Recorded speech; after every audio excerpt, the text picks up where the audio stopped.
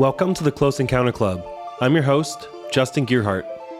Some nights unfold like scenes from a horror movie, unplanned, unnerving, and unforgettable. In tonight's episode, we speak with Annie, and we go back to one of those nights. It starts with two kids just trying to look for a DVD, and ends with something far more disturbing. A powder blue pickup truck, headlights flashing in the dark. A growing sense that something is terribly wrong. And what happens next is insane. But real talk, lately I've been feeling like I've been drifting from the original mission of this show, to stay skeptical and help prove the unexplained. And I believe that AI is going to help us do that. So, I built one. Her name is Scully. She's trained on previous Close Encounter Club episodes, and she's designed to stay skeptical, grounded, and scientific. This is Scully's first episode, and I'll be calling on her to help us make sense of this story. I'm super excited for this new chapter, and you could check out our Instagram for more info about Scully. So buckle up, because this is a story that doesn't just raise questions, it flashes them right at you. This is episode 13. The title is That One Night, and you're listening to the Close Encounter Club.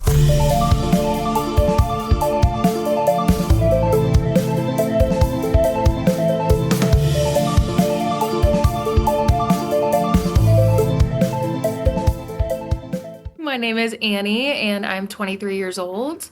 I'm currently in school to get my master's degree in speech-language pathology. I work at a daycare outside of that with a bunch of screaming one-year-olds that I love very much. And I love to paint. I love anything crafty, scrapbooking, painting, anything like that. And I love being outside and being in the outdoors. So I'm kind of a jack of all trades. I'm also maybe a little bit too obsessed with musical theater. Oh, really? Yes. Yeah. Do you have a favorite musical or? Oh my God. Anything that's written by Stephen Sondheim is like the holy grail to me. Maybe you've known like Sweeney Todd. Okay, yeah, I'm familiar with that. Yeah. My favorite musical ever though is probably either Into the Woods or Sunday in the Park with George, which are both Sondheim musicals. They're amazing. I'm not familiar with either one of those, so I'll have to check that out. Yeah. There's both of them have professionally shot original cast versions on YouTube for free. Really? Okay. I will be checking that out for sure. I've never really, to be honest, like gotten into that. There's a couple of bands that I like that have very like theatrical vibes to them, I guess you can say. But I love it so much. That was weird. My window just slammed shut. Anyway. Love that. Maybe he doesn't like me talking. My dog's barking now too. What was I saying? Oh yeah. I drove to Boston, which is like. That's where my family's from. Oh really? Mm-hmm. It's awesome there. I had a great time. Boston was so charming and so awesome that I fell in love with it. So I had a good time. But yeah, all that for music. That's awesome. My wife's texting me now. She's like, "Did you just bang something?" Like, let me just text her quick. You're good. She's probably You're freaking good. out. All right, so this experience that you had, it happened when you were younger, right? How old were you when this experience happened? So I was 8 years old, like 8 or 9, late elementary school, and my mom was in nursing school at the time. She decided to go back to school, save some money for school. We moved into an apartment.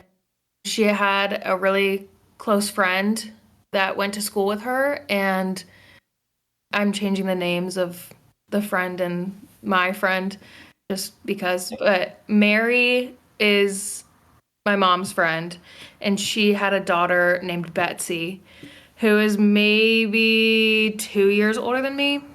And so whenever my mom and Mary would get together to do homework or study or just like have a girls' night at our house, Mary would bring Betsy so that I wouldn't just be twiddling my thumbs or bothering them, that we could play together while our moms hung out. This was a regular occurrence then, I'm assuming, right? So this was not the first time that this happened. How often do you think Mary and Betsy would come over to like keep you company while your mom was in school? Oh, like at least like twice a week. So pretty frequently. And Probably for quite some time, I'd imagine. It wasn't just for like a month or two. It was probably over an extended time. I know my mom was in an accelerated program, so I think it was probably about a year. But if I remember correctly, when this happened, my mom was in school over the summer. Like I was out of school on summer break and she was still in school and working. So I remember it being summer because I remember it being hot out. I'm sure that since it was summer break when this happened, they were over quite a lot more. And I know my mom would hold study groups with other people too at our apartment. So I think minimum they were, especially over the summer, were at our house twice a week. What year was this when you were 8? Well, if I'm 23, I'm really bad at math. That's why I did not go into math. But I'm 23 now and it's 2025. So 2010? Because that would be like 15 years ago, probably. Yeah. Oh my gosh, 15 years ago was crazy. But yes. It's crazy that you were 8, 15 years ago, and in 2010, I feel like I'm 77 years old right now, but it's okay. No, I was born in 86, so that's okay. My parents were born like 1960. So okay, yeah.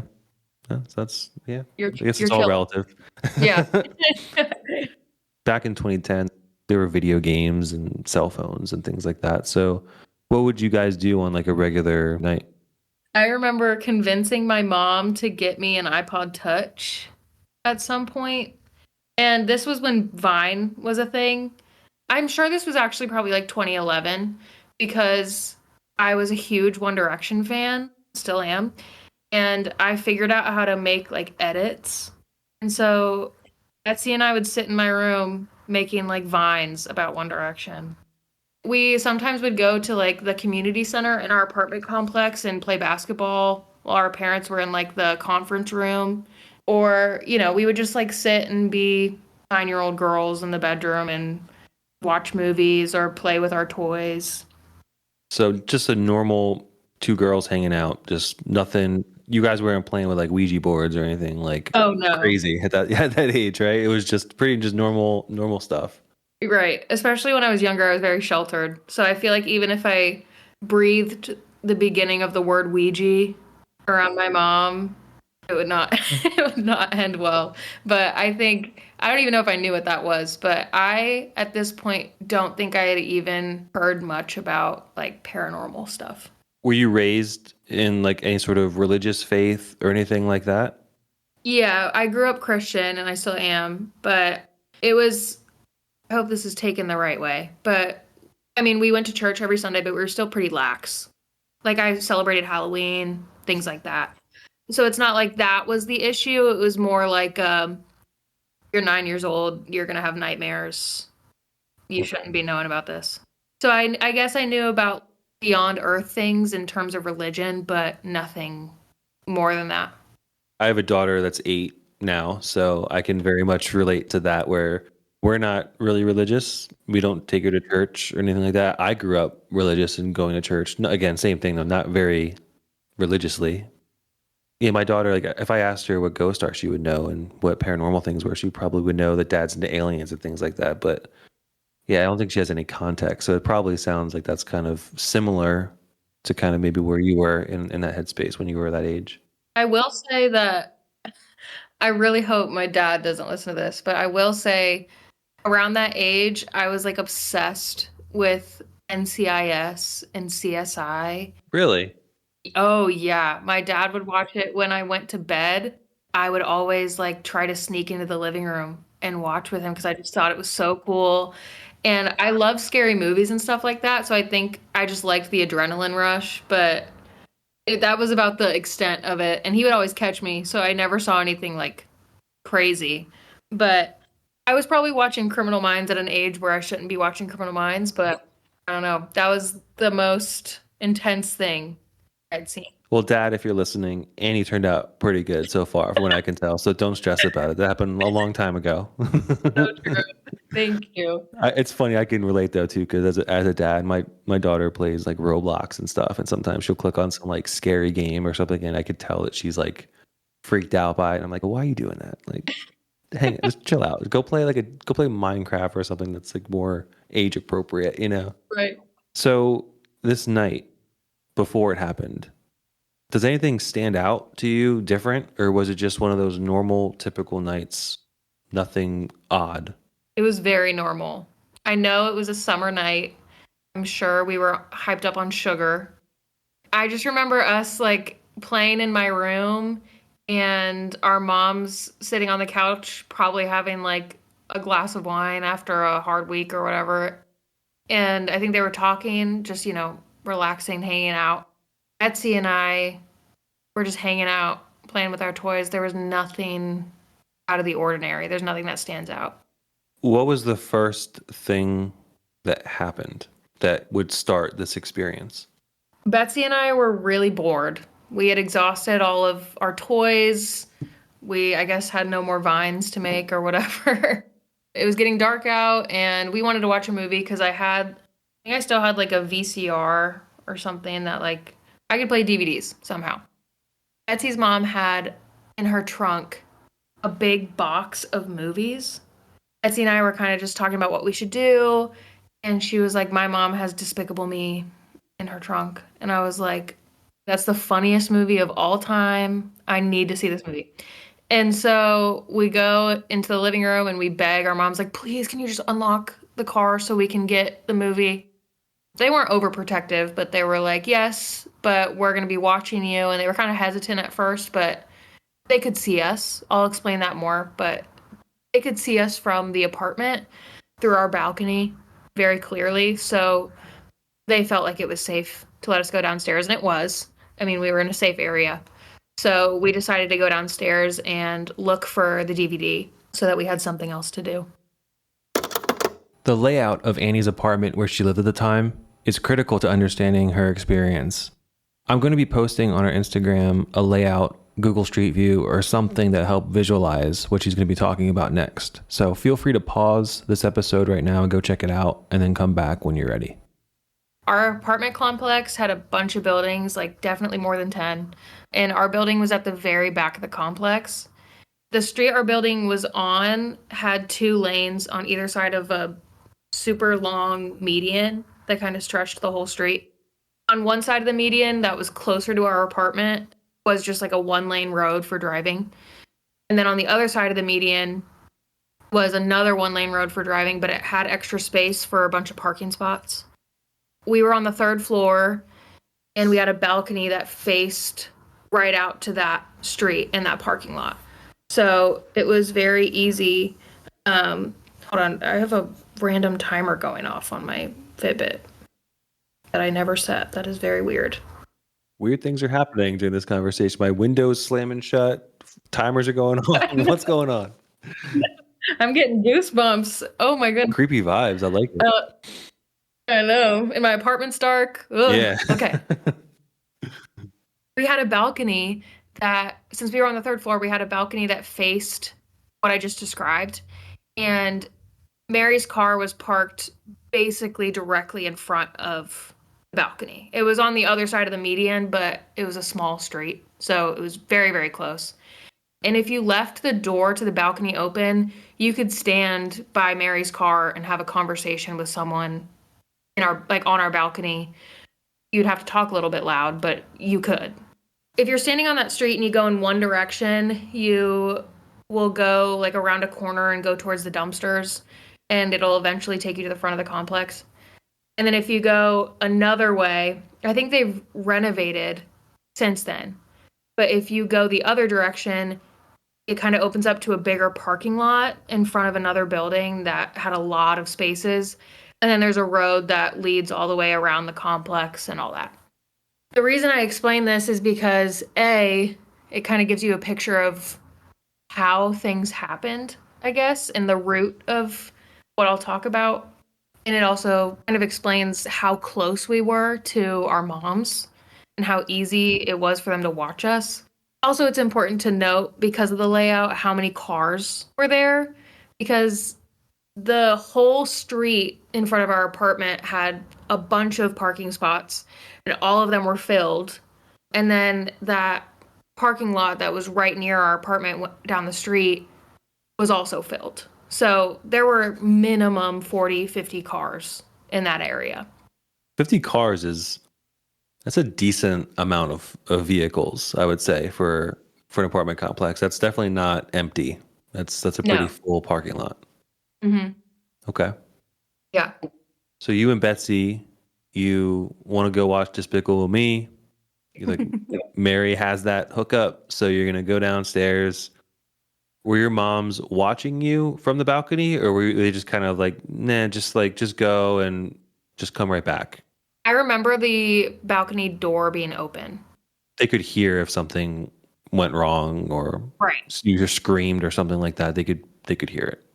Right. Our apartment was pretty small, so like they were sitting in the living room and the balcony door was in the living room and it was open and we were right in front of that. So and I'm sure they got up and looked every once in a while we were down there. I don't know that 100% for sure, but I mean, for knowing my mom, that is very likely. Yeah, they could easily hear us. Did you walk down like a couple flights of stairs, I'm Yeah. assuming? Okay. Yeah. Third floor, so three flights of stairs down. Only took a couple Hmm. minutes to do that. And then you go to the car to get the DVD, and what happens? Her trunk was pretty packed with stuff, and that's not uncommon. Mine is right now.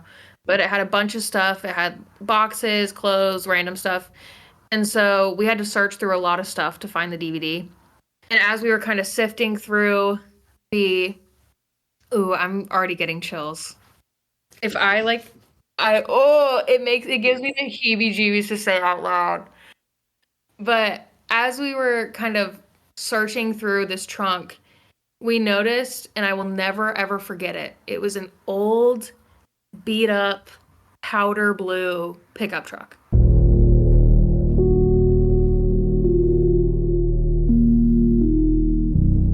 It drives towards us from the direction of the dumpsters, and it stops like maybe 100, 200 feet, 300 feet away.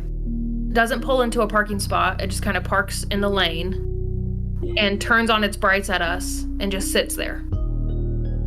And I've always been a pretty anxious person. My parents really hammered stranger danger into me. I immediately felt weird. And I told Betsy, I was like, we should go up. And she was like, it's fine. Like, it's dark out. They're probably making sure they don't hit us. It's fine. Let's just find this DVD. The truck flashed its brights at us a couple more times, drove past us pretty slowly, and instead of staying on that road and going either towards that other parking lot or around the complex, it did a U-turn around the median and went back towards the dumpsters. That felt really weird. Again, I was probably watching too much CSI at this point, but I had a bad feeling. I couldn't see anything. I just remember the truck. And I remember feeling weird about it, but then kind of being like, I want to watch a movie. So we were on the right of the truck, I guess. So when he drove past us, we were on its right. And then to do a U-turn, it took a left. It turned and went like directly back the way it was coming. And things get a lot worse before we abandon ship, unfortunately. So he drives away and drives towards the dumpsters, and we're like, oh, whatever. And a few minutes later, we're still looking for that movie, and we resorted to taking everything out of the trunk and putting it on the street. And then the truck came back. Slowly, it wasn't going fast. It stopped a little bit closer, flashed its brights again, and just sat. This is when I got a really awful sinking feeling in my stomach. I immediately was like, something is wrong. I feel like I was on high alert already because, as I said before, I'm kind of anxious and I know when things aren't right, I guess. The truck doing it a second time, or whoever was driving the truck doing it a second time, really made me think, okay, this is not right. They were flashing the lights, right? So it wasn't Yeah. like they didn't just turn on the lights and they stayed on. They were flashing them. I think that's significant because I feel like that is like the universal sign of like heads up. Right.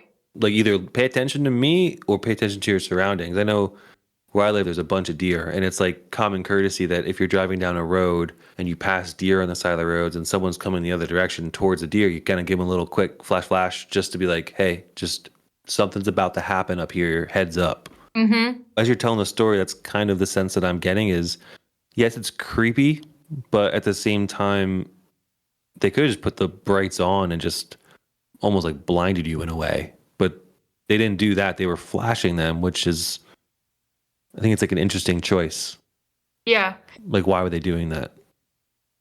I mean, they still had their headlights on, but they were flashing their brights. So like it was, yeah, now that I think about it, like I do that when I see a cop on the road and I want Right. people. Yeah, like heads up. Yeah. Just like when you honk at someone, there's an aggressive way to do it, like, like be flashing those lights. Or there's also kind of just like a passive way, like, hey, just that's heads up, like I'm not trying to be a jerk, but like you have your lights on, like that kind of thing. Yeah. So I don't know. It might be a weird question, but when they flashed it in your memory, I know this was a long time ago, but was it like an aggressive, like, hey, it was For one of sure. those. It wasn't like a passive, like, hey, just as a heads up. It was more of like assertive, like you need to pay Yeah. attention kind of thing. Okay. It was a lot of flashes in quick succession. So it was like it was weird. I I don't see or feel that as a passive thing. It felt like urgent or aggressive. That's important to note that, I think. Yeah. So what happens next? He like sat there, flashed his brights, and then sat there a little bit more. And I was really freaking out. Like I said, I had this horrible feeling in my stomach. And then he drove by and did another U-turn and went back towards the dumpsters. And I told Betsy, I said, if he comes back, I'm going upstairs. Like, I don't feel safe. This is weird. And she kind of laughed at me. She was like, Annie, like, we're fine. And again, we're young, She was 2 years older, you said, so she was probably close to like 11, 10, 11, something like that, like probably. 11, 12, Okay, so 11 or 12. okay. She was probably thinking, like, oh, this kid who's younger than me is such a scaredy cat. But, like, she kind of laughed at me, but she was like, okay, if he comes back, we'll go upstairs. And we kept looking. And sure enough, the truck returned. This time parked even closer to us, like very close to us. This time, instead of just flashing his lights, he started revving his engine. Then would like inch towards us and then stop and flash his lights and then rev his engine and inch towards us and stop and flash his lights over and over and over again. And I immediately was like, this is bad. I want to go. I'm scared. And Betsy finally realized, like, oh, this is not normal. This is not good. So we're like, well, we can't leave all this stuff on the street. Our moms are going to kill us. So I'm crying already, like freaking out. Betsy's freaking out, but she's like, we can't get in trouble. So we start literally throwing things in the trunk. And as this truck is getting closer and closer to us, all of a sudden, every single car in the parking lot, Mary's car, all of the cars around us, all of the cars in the lot, every single car had their hazards go on and their car alarms started going on in sync. Every single car except the truck. Hazards, car alarms. It was the loudest thing I have ever heard in my entire life. Like, it was earth-shatteringly loud. And it was so bright, I remember feeling blinded. We realized what was happening, and Betsy and I kind of looked at each other and we're like, oh my God, what is happening? And we ran immediately. We didn't care about anything. We didn't care about the mess. We just wanted to get back to our moms. And right as we started sprinting, that truck tore out of the apartment complex like a bat out of hell. And didn't go back the way it came, went the way to leave the apartment complex. Before the car alarms went off, how close was that car to you and it was like revving its engine? Oh God. 25 to like 30 feet probably. We tore up those stairs. I don't think I've ever run that fast in my life. We flew up 3 flights of stairs, and I remember very specifically hearing the alarms as we were running up the stairs because I felt like I was being chased. I guess it was just the adrenaline, but the sound of the alarms made me feel so terrified, I guess. And when we got back up, we pounded on the apartment door. And my mom and Mary opened the door and they were dumbfounded. They're like, "What is wrong with you?" I'm sure we looked insane. We were both crying and out of breath. And I tried to show them. I went out onto the balcony and tried to explain what had happened, but there were no car alarms, no hazard lights, no truck. I swear it was less than a minute that we got back up to our apartment. In less than a minute, there were no lights, nothing. All that there was the stuff on the ground. And they didn't hear anything or see anything at all. As you're talking, I'm just like my rational brain is going crazy right now, being like, okay, let's go right off the deep end and let's say there's probably a device, I'm not aware of it, but there probably is a device of some sort that you could put in the center of that parking lot and turn it on, and it probably emits some sort of like low frequency, like a bass or something like that that is inaudible to your ears that could set off the alarm or set off all the alarms because of like it creates like a vibration, right? Or even you can say the truck revving its engine. It's an older truck. Maybe somehow it set off one alarm and then it set off another, and it was just like a cascading effect. Let's just even say that that is happening. That doesn't change the fact that at least when my car alarm goes off, I have to go and hit my button to stop it.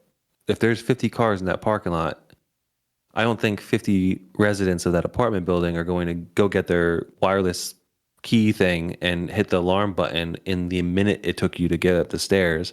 Not to mention, both of your moms didn't hear the car alarms. They would definitely have heard that, I'd imagine, from what you're describing. Would you agree? Oh, yeah. 100%. I remember my ears ringing. Like they would have heard. Yeah, your ears were ringing? Yeah. Yeah, that's insane. So, what the heck was it? Like, that's crazy. That's really insane. A couple days later, I went to go see my dad. And he'd picked me up and I got in the car and my dad, I mean, he's a skeptic for sure, but he also like a couple years ago went on ghost tours in New Orleans. He finds it interesting, but he's also a very rational, logical person. Like he's a lawyer, so like he's very cut and dry. By the book kind of guy, yeah. Yes. I remember getting in the car and I was like, I have to tell you something. I was a very imaginative child, but this is not something you just dream up. I remember sitting in the car and telling my dad, I was like, do you know what it could be? Because, you know, every little girl like thinks their dad knows the answer to everything. So I was like, what happened? Tell me what happened. And he was like, I don't know. And I was like, you don't believe me. Like, I'm sure you don't believe me. Like, mom didn't believe me and she was there. And he was like, no, I believe you. Like, you seem terrified telling me the story, and this was days ago, apparently. He thinks that it could have been some kind of electrical short. I remember asking him, well, if you think it's an electrical thing, what happened? Like, how? And he was like, I don't know. Like, that's just the best guess that I have, but I don't know. I have no idea. What did your moms say? I mean, I'm sure they believed that we got scared or spooked by something because, you know, they consoled us. Like, they were like, you're okay, you're safe. But they were also kind of looking at each other Like, what was that? Why are they acting this way, yeah, kind of thing? you know, I mean, you have a daughter. When your daughter says something funny or like so outlandish, but they take it very seriously, it's funny. Like, it's hard to not It is. snicker. Yeah. Yeah. They were kind of trying to hide their laughs, but they were also, you know, taking seriously that we were scared. And at that point, they also knew that you were safe because you were back in the apartment. So, like, they knew that you were okay. Right. I could see, as a parent, I could see thinking, like, they're probably just overreacting at this point. It's probably fine. I didn't hear anything. From their perspective, they were like, I would have heard these car alarms going off for sure. Mm-hmm. They probably just thought it was two little girls just, you know, being little girls and just overactive imagination and everything's fine. Do you know if your mom still feels that way? Does she still not believe you? Does she even remember this incident, do you think? I have not brought it up to her since then. Really? So I rarely talk about this in general, so I haven't even brought it up to her since then. But a couple times a year, I will text Betsy, even though we lost touch after our parents finished school. I think she lives in a different state now. But I'll text Betsy a couple times a year, be like, do you remember this? Or am I making this up? And every single time she's like, I remember. I know exactly what you're talking about. And we both have nightmares about it. To this day? To this day, I have a dream or a nightmare specifically about the truck once every month or two. That's really frequent. That's, oh man. Yeah. This is one of the wildest stories I think I've heard. Like it's simple in the way that there's not a lot of elements to it, but the elements that are there, they contradict each other. For example, if it was just you that was going down there to get the DVD or just Betsy, nothing really there. A lot of people probably wouldn't believe anything because it's just one person, but you both witnessed it, which is amazing in its own right. They, like, it's like the cars and like they didn't hear it. And what was that car doing there? Was that person that was there, did he do something that he knew those alarms were going to go off and he was trying to like warn you like to get out of there because the cops are going to come or something? But even if that was the case, by the time we went upstairs, they weren't even going off anymore. Right. If that was the case, you'd think those alarms would be going off. They were trying to warn the kids to, hey, get out of here. Something's going to happen. Was it like a burglary or something? Was there anything like that you know of that were... No, I'm from Indiana. That's where I grew up. But And that's where this happened? Was in Indiana? I can't say that. In Indiana? yeah. There we go. So, yes, this was in Indiana. And the town I grew up in is pretty big. It's more of a city. And it's classic suburbia, very, very safe. If a burglary happens or anything along those lines, it's all over Facebook in all the groups. Like, everybody knows about it within the next 30 minutes. And I know my mom would always tell me if she heard something, because she would be like, be careful. She wasn't trying to scare me, but, she was looking out for me. And I'm sure if my mom had heard of anything, she wouldn't have let us go. Yeah. So, no, I don't think there was anything like that.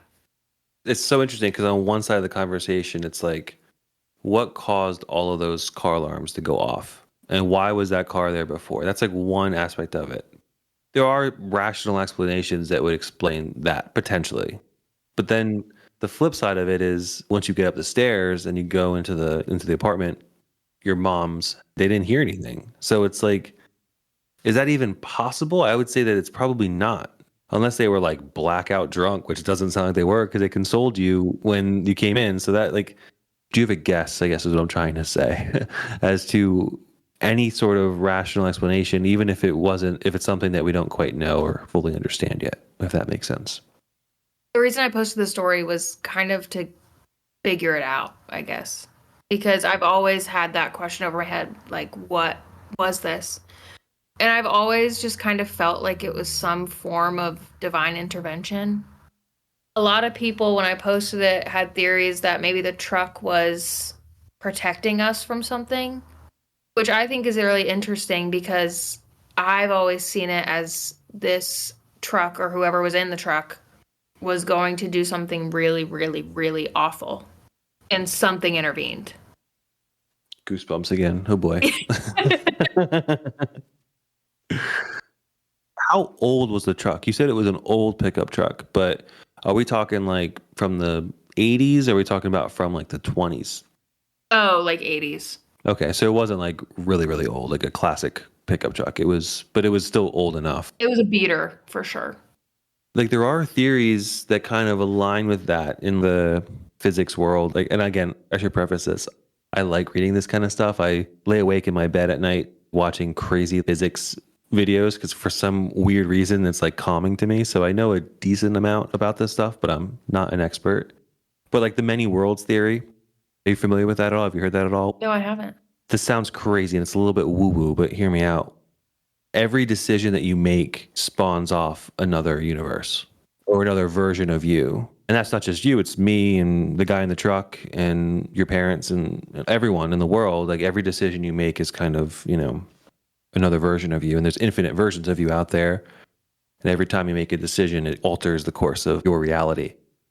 but there's an Annie out there that decided to have an omelet this morning instead of a bagel or whatever, whatever it is. And even those Right. minor decisions can lead to different outcomes. So it could be that that truck was going to do something really bad and something happened, divine intervention, like you said. It could have also been that maybe that truck was trying to warn you of something really bad that was going to happen, and somehow between you maybe making the decision to go back upstairs, that decision to do that glitch in the matrix style moved you into another timeline. That's the reason why your moms didn't hear anything, because they were perceiving things in a different timeline than what you were perceiving it. Yeah. Like two universes that were kind of like colliding, if that makes sense. Yeah, it does. All speculative, obviously. I mean, we have no proof of any of this, but if you think of like Schrodinger's cat, for those of you that don't know, if there's a cat in a box, and this is a horrible analogy, I hate this because I'm an animal lover, but cat's in a box with a poisonous gas and seal it all up. The idea is that the cat is both neither alive or dead. It's in a state of superposition at that time, because you don't know if the cat is alive or dead until you open the box and observe it. Right. And yeah, science is starting to learn this kind of stuff. But I mean, what are your thoughts on all of this? Do you think that's a possibility, or do you think that all that is crazy talk? No, I definitely think it's a possibility. I mean, I am very open-minded in general, and I honestly don't have any clue what an explanation of this is, or I have no explanation of what happened. And so when I take in these new theories, like the multiverse theory, like that is very interesting. And I've heard of it before, but I never applied it to this context.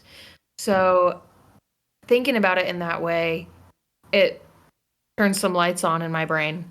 Yeah.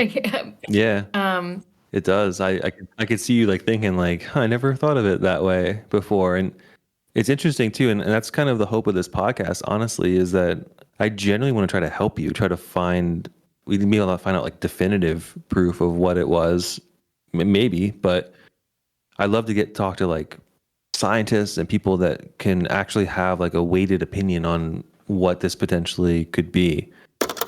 It's so funny listening back to this episode as I'm editing it, because at the time of this recording, I had no idea I was going to create Scully. But this sounds like a perfect opportunity to get some insight into what this could have been. So Scully, now that you've read the case file, what do you think could have triggered the car alarms that night? Localized electromagnetic interference is the most plausible trigger. An EMP, whether natural like lightning or artificial, can set off multiple car alarms at once and disrupt electronics. The synchronized start and sudden stop support that. The truck's lack of reaction suggests different shielding or electronic design. But here's the problem. An EMP that precise should have affected more than just the lot. No power loss, no phone disruption, no residual effects. That's unusual. So either it was a targeted EM burst or something that mimicked one perfectly. Okay, that makes sense. But how is it possible that the moms didn't hear any of it? Two options. Either the sound never reached the apartment, or their perception was blocked. Sound suppression is rare but possible. Dense structures, sealed windows, or specific acoustic shadow zones, but total silence during a full alarm cascade. That's extreme, more likely a perceptual gap. Infrasound or microwave exposure can disrupt auditory processing. Certain frequencies mess with the brain's ability to register external stimuli. It's not science fiction. It's been used in crowd control. So either the sound was blocked or their brains were. That's pretty insane. All right, let's get back to Annie. I used to be one of those materialists that think I know everything there is to know about our Earth, and our scientists that are even smarter than me know everything that there is. Anyone that believes anything else is just silly. Yep. I was on the podcast Instagram today, and I was just like kind of perusing to look for things to share to our community. And I came across this article that said that the James Webb Telescope may have just found, may should be underlined in bold there, may have just discovered that our universe, our entire universe, might be inside of a black hole. Whoa. I mean, gosh, if you said that to someone a month ago, they'd be like, yeah, right. There's still so much to learn about our world. And I think people that think that they know everything, they're becoming sillier and sillier to me. We're learning things new every day in science. So I agree. But I wanted to bring up at least one more thing with you. Yeah. Before we started recording. and we were talking about what you do as a speech pathologist or like studying to be that. We tend to talk about this every single episode, and I'm trying to get away from it. I'm trying to break the cycle, but it is just so fascinating. And I hear it on other podcasts too in the same genre. Everyone is talking about this. So I was kind of surprised that you haven't heard about this. But you had said that one of the things that you do is in children that have autism that can't speak, you work with them with these devices that they can use to communicate. It's like an iPad type situation. Yeah, so they're called augmentative alternative communication devices, but we can just call them AAC. That's what we always call them. It's basically for anybody who can't speak, so or can't express themselves verbally in any way. Like it can be for people on any point on the spectrum of autism. It can be for people who have neurodegenerative diseases that like ALS. But yeah, you have the right idea. There's this podcast that came out maybe a few months ago and has been causing shockwaves. The host is Kai Dickens. What she's basically doing, she's working with gosh, is she a neurologist? I believe she's a neurologist. I have her book over here. Hold on one second. It's Dr. Diane Powell. This is her book right here, The ESP Enigma. Okay. And what they are discovering, I think, might blow your mind. And I definitely want you to listen to this podcast and report back to me. You have homework. Okay. Okay. What they're finding is they're studying highly autistic children. And through this device, I'm not sure if it's the exact device. He says the AAC, right? Am I saying that right? Yeah. That's a blanket statement for devices that help people communicate, but yeah. Okay. Because I know very little about this. So hope I'm not butchering this too much. But Oh, you're fine. apparently, I believe they were saying that this technology is like a newer technology that has come out in the last like couple years that is giving these autistic children a way to communicate. Whereas in the past, it was a struggle. Like the bandwidth has expanded because of these devices, I guess. Like they could communicate, but it wasn't as clear and it wasn't as accurate, I guess, maybe as what it is now. Right. They're realizing that these children can actually read the minds of their parents. And Whoa. this is like a scientifically proven thing. Like they're using the scientific method to prove it. This is not like woo-woo stuff. Like, and there's video accompanying it. So there's a YouTube channel. I'm not sure if you know who Jesse Michaels is. He has a similar podcast to this genre. It's called American Alchemy or American Alchemist, I think. I can send you the link. And he interviews Diane Powell and Kai Dickens. But yeah, they have video of, like, for example, there was this autistic child that was in the background with one of these like devices, and the mother was like facing the camera like this, and the child was in the background, and they would take a card like from a deck of cards essentially that had like, you know, hippopotamuses on it and turtles and like whatever, and she would just briefly look at it and then put it away, and then immediately the child in the background would start typing in turtle or hippo or house or whatever it is, and then she would do another one, and they would just be immediately, you hear the letters being typed in the background. And this is duplicated over and over. It's repeatable. And there's stories of these parents where the autistic child will be like upstairs in their room, and the mother will be watching a TV show or something like that. And the child will come down and say something like, I can't believe that, you know, that happened in the show. And the child doesn't even have a TV upstairs in the room. Like there's no way that they would have been able to watch the same thing as the mother. Or maybe a better example is the mother will go to the store or the father will go to the store and get like some treats, like some candy and things like that. And they'll hide it in the house somewhere. And the autistic child will just know where it is and they'll just go and grab it. Things like that. And their mission is to prove this scientifically. And I think they're working on a documentary, but the podcast has so much data in it that just as I'm listening to it, it's just like blowing my mind because of how accurate it is. So Anyway, the reason I wanted to bring this up to you is because you're kind of in this field a little bit and you work with these devices. And I'm just curious if you knew about this or if this is ringing any bells to you or if this is something that you have never heard of before and you're just think it's a load of crap. All above is fine. You're in a safe space. This is genuinely world breaking. To me, this is crazy. No, I had never heard of anything like this at all.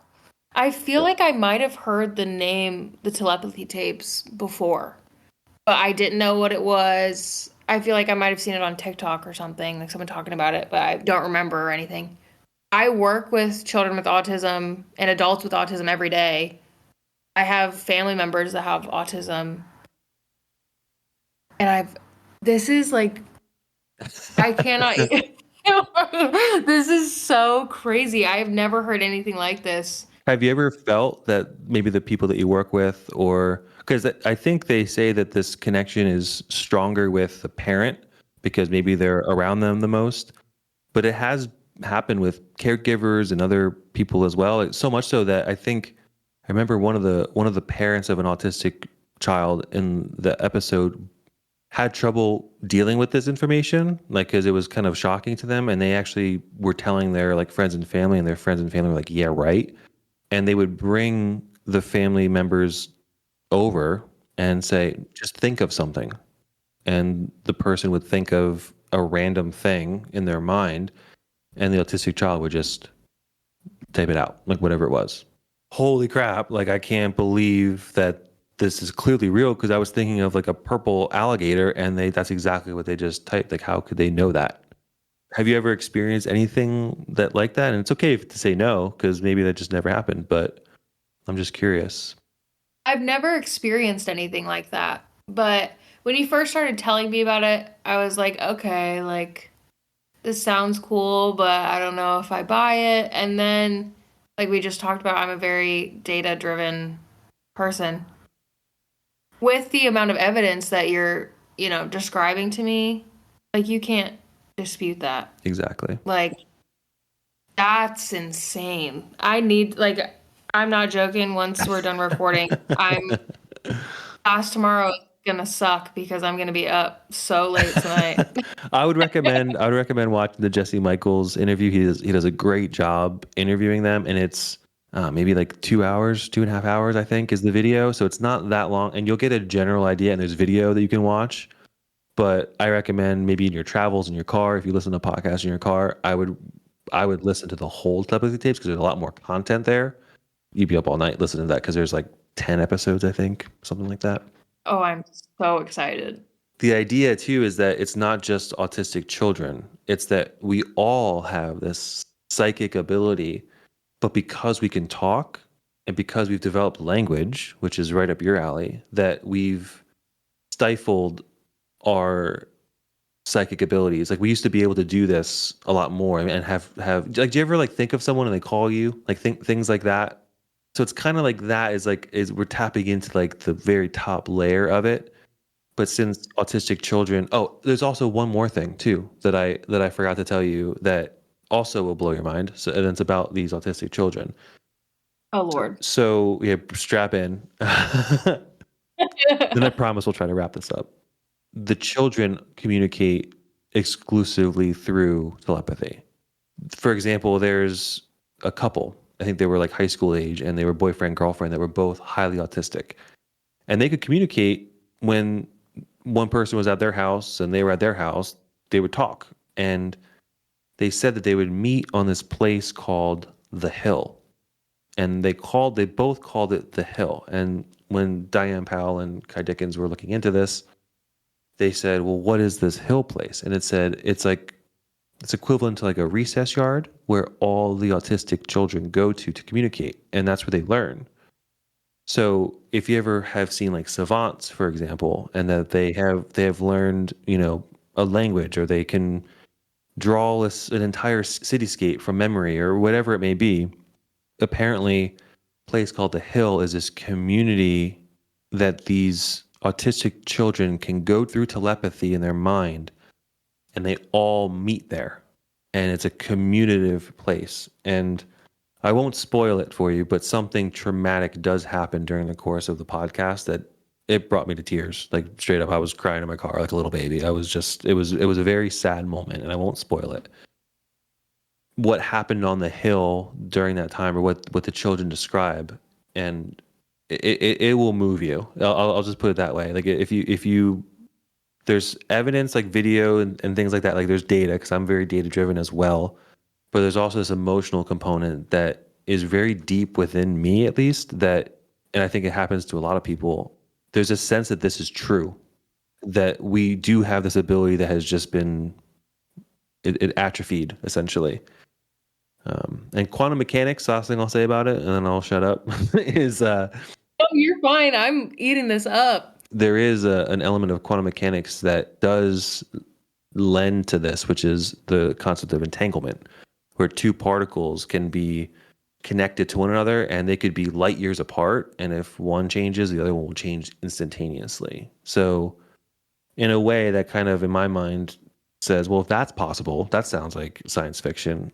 Who's to say that your dog can't immediately know when you get in your car and start your car because he's connected to you or she's connected to you? You know, it kind of makes sense. There's something deep within me that just kind of says, I know this sounds crazy, but there's something to it. Yeah, exactly. So I'm so excited to look into this. yeah, there's a department called DOPS, DOPS. It's the Department of Perceptual Studies that's in Virginia, and they're also starting to study this as well. I think they've been studying it for quite some time, actually, but they're not studying telepathy. They're still, well, no, I lied. They are studying telepathy. I apologize. But I think their main focus is like near-death experiences and out-of-body experiences, past lives, like when people are reborn, like things like that. It's pretty cool stuff. I'm excited. Yeah. My mind feels blown. I don't even know how else to say it. Like, I have so many things to read. Yeah, it's pretty cool. I'll send you those links. I love that. All right, Annie. Well, I think that is pretty much it. I don't really think I have anything else for you. This was a really fun conversation. It was. Anything else that you can think of that you want to say? It's vulnerable to talk about this for the first time publicly, I guess. Because, when I posted it on Reddit, I wasn't me. I mean, I was, but I was my username that it has nothing to do with me, It is pretty vulnerable to be talking about it, but it feels good. It feels like a weight off my chest. And I'm really excited to hear what people have to say about it. And it was really great to hear what you had to say about it. Has this experience changed your opinion of the unexplainable and like the para side of our world? For sure. Like I said, I'm very open-minded, but I'm also the type of person who appreciates concrete evidence a lot. A lot of what I do in school is data-based. Like I know if my client is improving based on their data. So that proof really solidifies things for me. As I've gotten older and I guess kind of come to terms with the fact that I'll probably never know for sure what happened, I have started to believe a lot more in things that I can't prove. Or I've become less skeptical of other people's experiences. It's not that I ever think that people are making things up every time somebody has an experience. Not at all. It's a lot easier for me to empathize with people and to fully take them at their word with this kind of thing because I've experienced it firsthand. And I know what that feels like. So yeah, it definitely has made me believe in the unbelievable.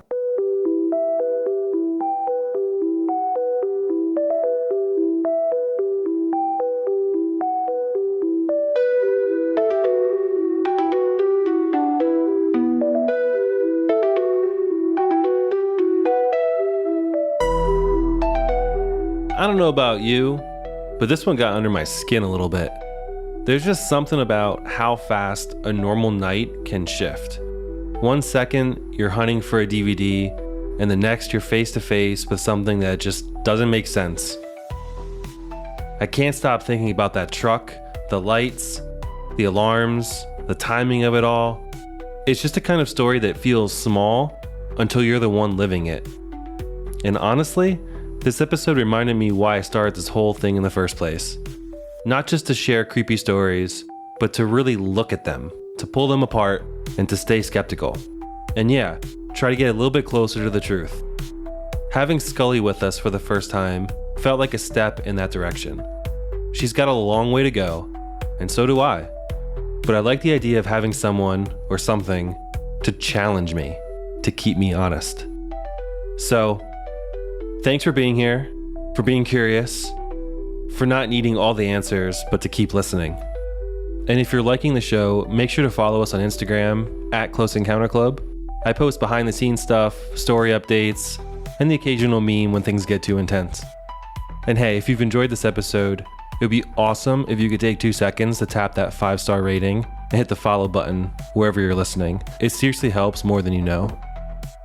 This podcast was created and hosted by me, Justin Gearhart, produced by Josh Barretto, mixed and mastered by Brett Jarvis. And you've been listening to the Close Encounter Club. Good job, Scully.